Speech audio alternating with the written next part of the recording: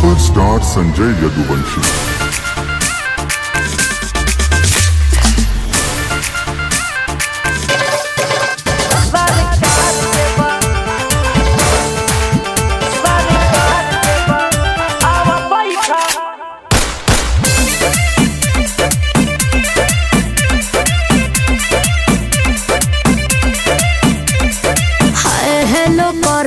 हजार लइका पीछे पड़ा बाटे गवार लइका।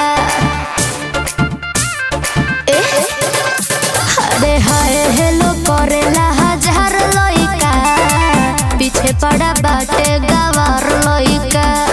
दो कोड़े के लइका मोले कोना है बाजार के ना थानेदार के बा ना रंगदार के बा। आवा बैठाई गाड़ी सरकार के बा। आवा बैठाई गाड़ी सरकार के बा।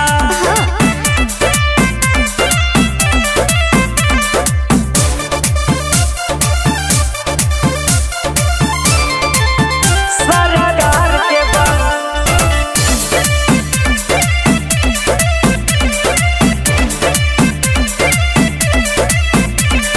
बदमाशी तू करबो तो काके बचाए। पिस्तौल दगे जब गांव में धुआं घर तक जाए। चले मुकदमा ऊपर तोहरे जेल में जीवन कट जाए। हाई कोर्ट में यार हमर थाना में पर्चा फट जाए।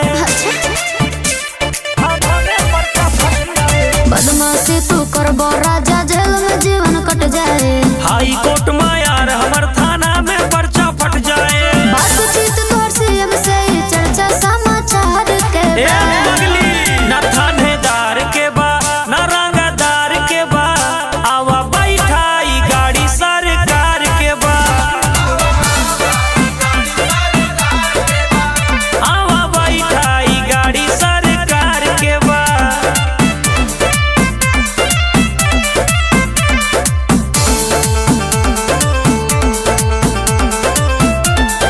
सरकार के बा।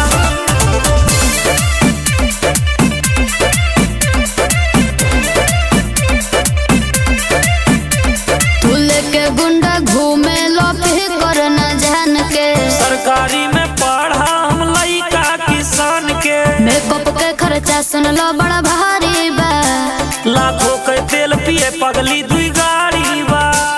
लाखों के तेल पिए पगली दुई गाड़ी बा। मेकअप के खर्चा सुन लो बड़ा भारी बा। रे पगली बिगहा बिगहा